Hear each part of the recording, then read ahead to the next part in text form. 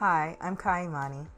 Have you or a loved one suffered from moderate to severe inconsistency? Or always started things but never finished them or even established them?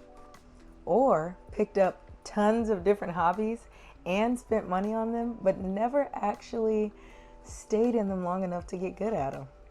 Well, you come to the right place, and not because I can fix your issue, it's because I also have the same issue. I'm just so tired of saying that I'm gonna start. I'll start something and I'm like, all right, this is my moment. This is my time to shine. Time to cut the crap. We're doing this.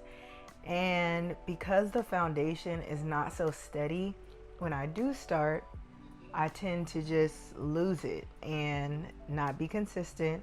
And then I don't pick it up or revisit it until maybe like months and months later or even years. And it just really sucks to do that because there are so many things that I want to accomplish and so many things that I want to get consistent with. And I'm pretty sure you feel the same way. So I'm hoping that this time around, with a slightly different approach, with a different foundation, and some better organization, understanding myself and how my brain works a little bit better, and of course a lot of prayer and guidance from God, that this time I'll be able to do better. So let's kind of just go back to how I got here. A little bit about me. I'm 25 years old, and for the longest time, really ever since I could remember, I've always had an issue with consistency. I think the first thing that I realized is probably a part of my issue with consistency is my time management. And even when I was a kid, I was a lot of times late for things.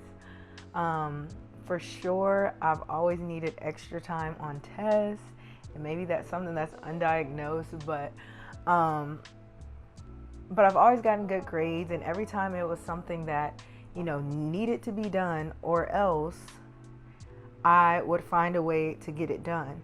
But when it comes to things that I just personally want to accomplish, and it doesn't involve anybody else telling me what to do or giving me a deadline, I kind of fail at it because there's nobody telling me that it has to get done. And so, of course, changing this is going to take some more discipline, and you really can't change that totally just by having a new planner or having a new schedule or a different approach. But it's good to know that about yourself, and it's good for me to know that about myself so that I can approach my time management differently. And a lot of times I think the other issue is that I'll get excited about doing something, whether it's a new hobby or finally working towards a certain goal, and I'll be like, I'm gonna do this, and this towards this goal, and I'll try to like cram it all into one day or all into one week, and I'll end up burning out because there's really actually not enough time to do all those things that I say I'm going to do. So I think it's some time blindness as well. But hopefully with this new idea that I have, I can kind of change that, or at least work towards changing that.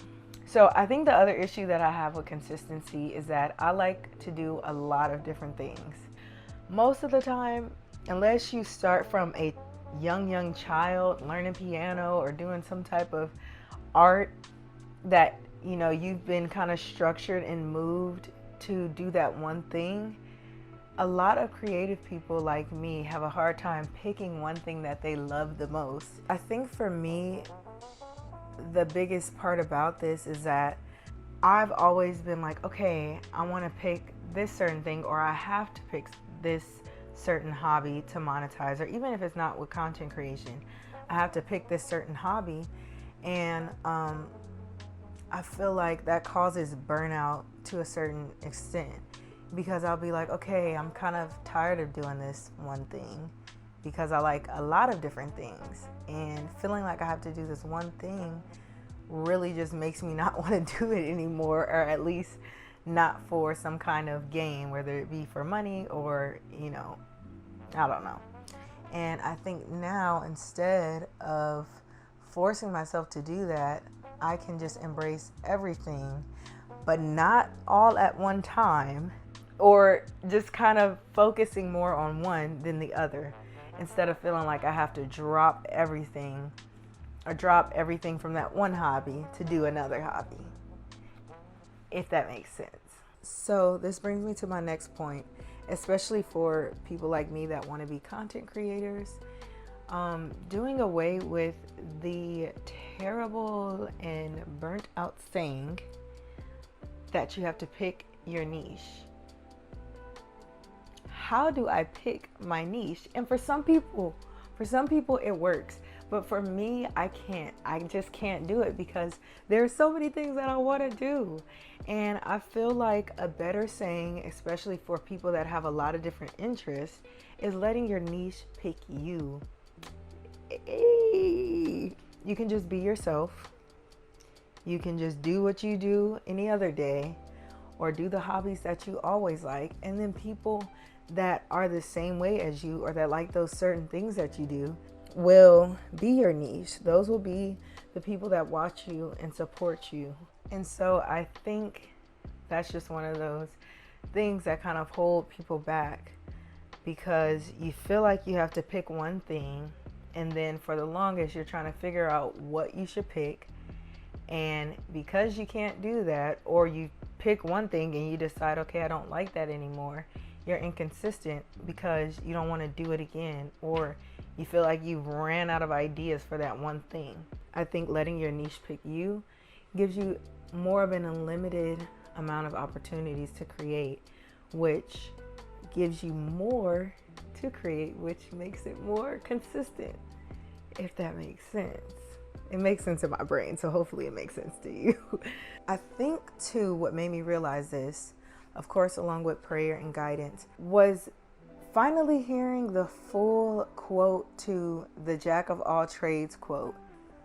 I think it's like a Jack of all trades, master of none, but certainly better than a master of one, or something like that.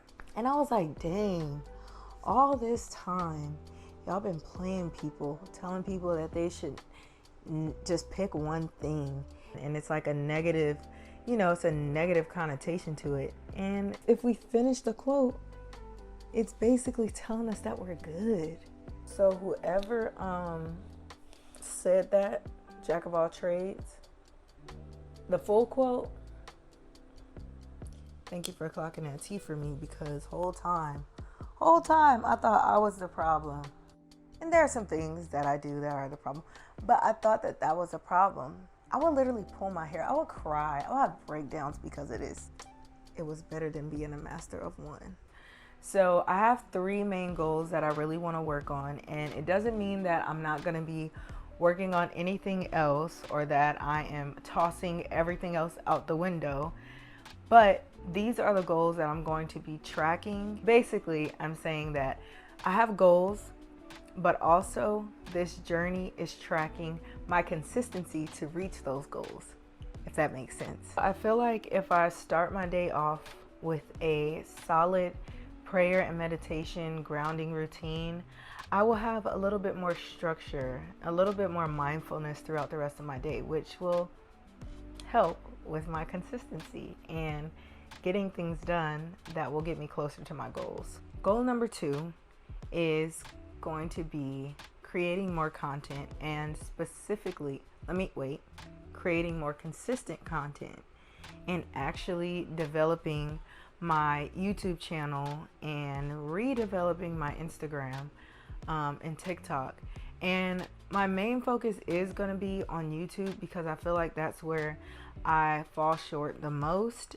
My last goal is my fitness and eating journey. I think everybody can relate to starting a fitness journey, and all of a sudden you just start feeling lazy, or you start feeling like, oh, I don't feel like going, or your schedule just gets so packed that you don't have any time, I'm going to just create a schedule to work out at home. And if I do feel like I want to go to the gym or start going back, I'll figure out which days I want to do that. All right, so those are my goals.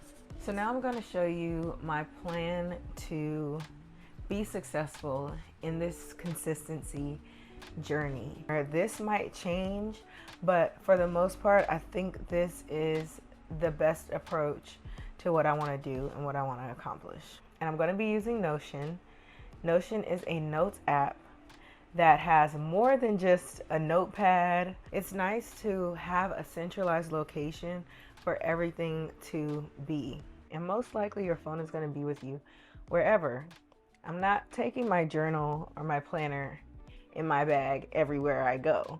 So let's get into the plan. All right, so right now we're in Notion and I have created a page and I've named it My Consistency Journey. I put here a little blurb that kind of is reminding me and will remind me of why I did this in the first place.